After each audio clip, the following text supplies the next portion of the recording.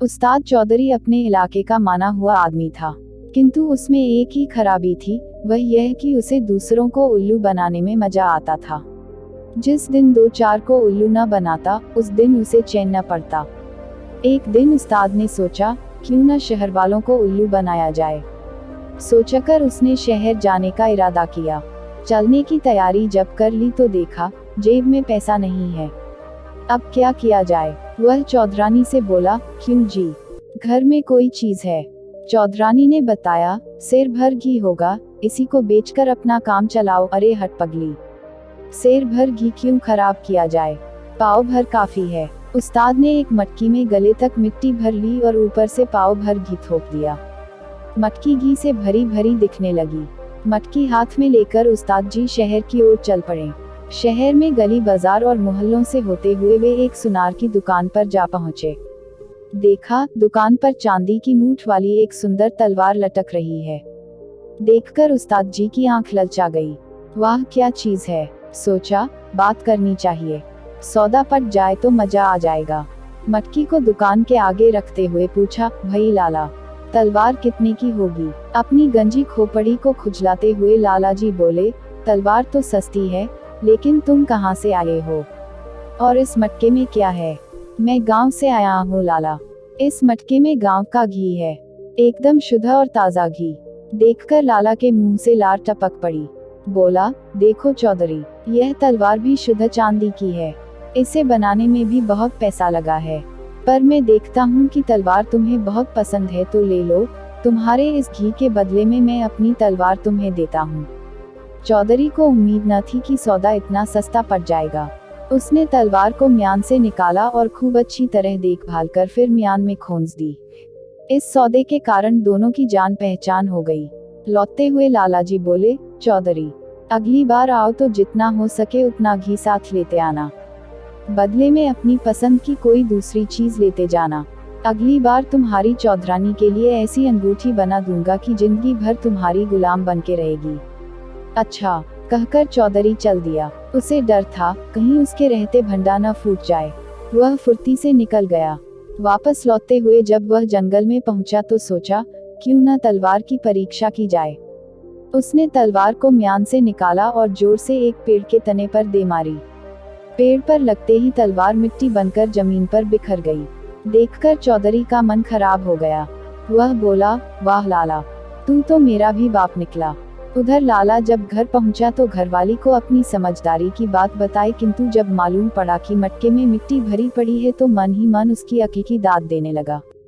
कई दिन बीत गए। एक दिन चौधरी ने सोचा कि लाला के पास चलना चाहिए। उसने अपनी लाठी चादर उठा ली और शहर जा पहुंचा।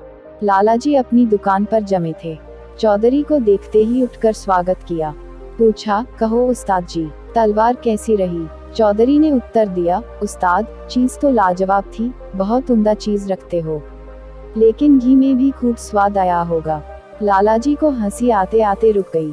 बोले, गांव के शुद्ध घी में स्वाद न आए तो लोग क्यों गांव से घी मंगवाएं। लालाजी ने चौधरी को प्रेम से अपने पास बिठा लिया। उठकर चिलम भर ली और बोले, उस्ताद जी, अब तो 2-4 दिन यहीं रहो। चौधरी ने बात मान ली। शाम को खूब चकाचक भोजन बना। खाने के लिए दोनों अलग अलग आसनों पर बैठे।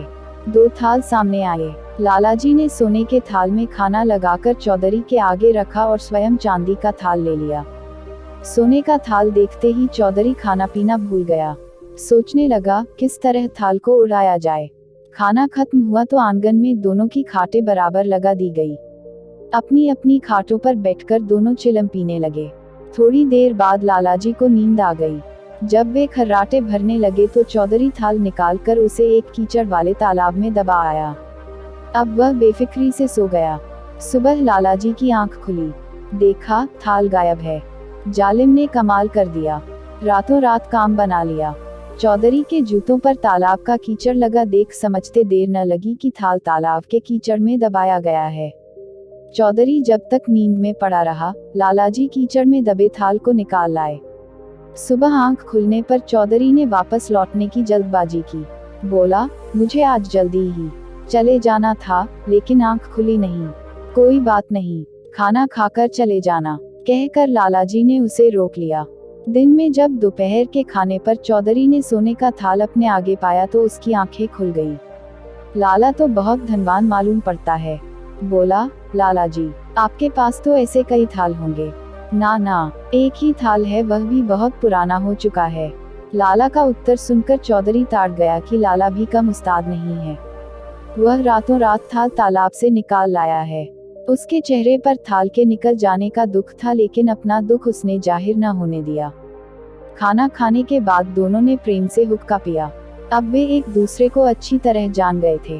थोड़ी देर बाद लालाजी चौधरी से बोले, उस्ताद, भलाई इसी में है कि हम आपस में मिलकर काम करें। कहीं परदेश चले जाएंगे तो कुछ कमा ही लेंगे। तुम्हारी और हमारी अक्ल भी एक जैसी है, इसलिए हम बड़े बड़े काम आसानी से कर सकते हैं। सोच विचार कर चौधरी बोला, मंजूर है। हम लोग कहीं दूर देश चलें, जहां कोई हमें न जानता हो। बात पक्की हो गई और अगले ही दिन दोनों परदेश के लिए निकल पड़े। चौथे दिन वे एक नवाब की रियासत में जा पहुंचे। मालूम हुआ कि रियासत के नवाब की 10 दिन पहले मृत्यु हो चुकी है और सारे शहर में मातम छाया हुआ है। दोनों मित्रों ने इस वातावरण से फायदा उठाने की सोची। नवाब के संबंध में पूरी जानकारी लेने के बाद उन्होंने वेश बदल लिया। लालाजी भारी भरकम शरीर के थे।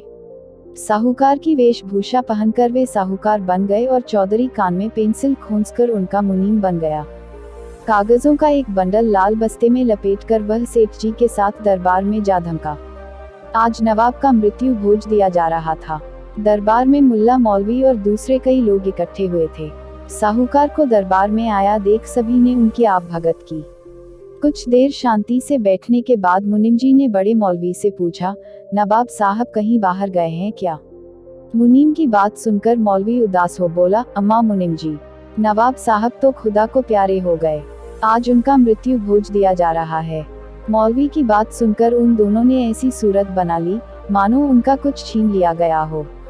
साहूकार तो बेहोश ही हो गए। उसकी यह दशा देख दरबार में खलबली मच गई। रोना धोना शुरू हो गया। तभी नवाब का बड़ा लड़का वहां आ पहुंचा। मुनीम ने बताया कि 10 वर्ष पहले नवाब साहब ने सेठ जी से 10,000 रुपये लिए थे।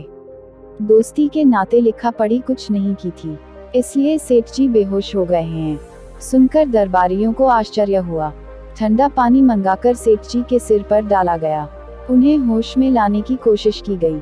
होश में आकर सेठ ने एक बार आंख खोली और जोर से चिल्लाए, नवाब साहब, मेरे 10,000 रुपये। हाय 10,000, यहाँ नहीं तो जन्नत में आकर तुमसे ले लूंगा, कहकर वे फिर बेहोश हो गए। देखकर मौलवियों ने सोचा, यह बनिए की जात, कहीं पैसे के पीछे जान दे दी तो आफत खड़ी हो जाएगी। नवाब साहब का लड़का भी घबराया। बोला, खुदा के लिए सेठ की जान बचाओ, मौत का दाग हमारे माथे पर न लग जाए। मैं अभी सारी रकम चुकता कर दूंगा। सेठ को होश में लाया गया। पूछा, सेठ जी, आपके पास कोई सबूत है कि मेरे वालिद ने आपसे 10,000 रुपये लिए थे?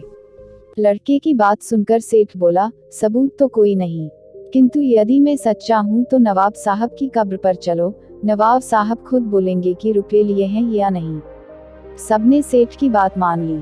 तय हुआ कि आज रात को ही कब्र पर चला जाए। वहां से चले जाने पर सेठ और मुनीम दोनों ने मशवरा किया। सेठ बोला, चौधरी, अंधेरा होने के पहले ही तुम कब्र में घुस बैठो, डरना मत। नवाब का लड़का जब नवाब से पूछे तब ठीक ठीक जवाब देना। चौधरी बोला, तुम घबराते क्यों हो, बेफिक्र रहो, लेकिन बरखुरदार, कहीं रूपा लेकर चंपत न हो जाना। ऐसा न हो कि मैं कब्र में ही पड़ा रहूं और तुम गुलछर्रे उड़ाते रहो। बात पक्की हो गई। आधी रात के समय नवाब की मजार पर सारे शहर के लोग इकट्ठे हो गए। कब्र के किनारे एक तरफ सेठ जी खड़े थे, दूसरे किनारे नवाब के साहबजादे आकर खड़े हो गए। कब्र पर झुककर साहबजादे ने पूछा तो आवाज आई, हाँ बेटे, कुछ वर्ष पहले सेठ जी ने मेरी मदद की थी, तुम उन्हें 10 के बजाय 15,000 रुपये दे दो। उनका एहसान मैं आज भी नहीं भूल सकता। सुनकर लोग सन्नाटे में आ गए। सेठ जी सच्चे साबित हो चुके थे। दूसरे दिन जल्दी ही 15,000 की थैली सेठ जी को सौंप दी गई। 15,000 चांदी के सिक्के लेकर सेठ जी के कदम जमीन पर नहीं पड़ते थे। मन में स्वार्थ तो भरा ही था। सोचा, अब कौन जाकर चौधरी को कब्र से निकाले। किसी ने देख लिया तो सारी रकम जाएगी और ऊपर से जूते जो पड़ेंगे सो अलग। चौधरी किसी तरह स्वयं निकल आए तो ठीक है, न निकला तो वहीं उसका राम नाम सत हो जाएगा। सोचकर सेठ बगल में गठरी दबाए तेजी से अपने घर की ओर चल पड़ा। तो दोस्तों, ये कहानी आपको कैसी लगी? लाइक और कमेंट बॉक्स के माध्यम से जरूर बताएं। मिलते हैं एक और ऐसे कहानी के साथ, तब तक खुश रहिए, मस्त रहिए। धन्यवाद।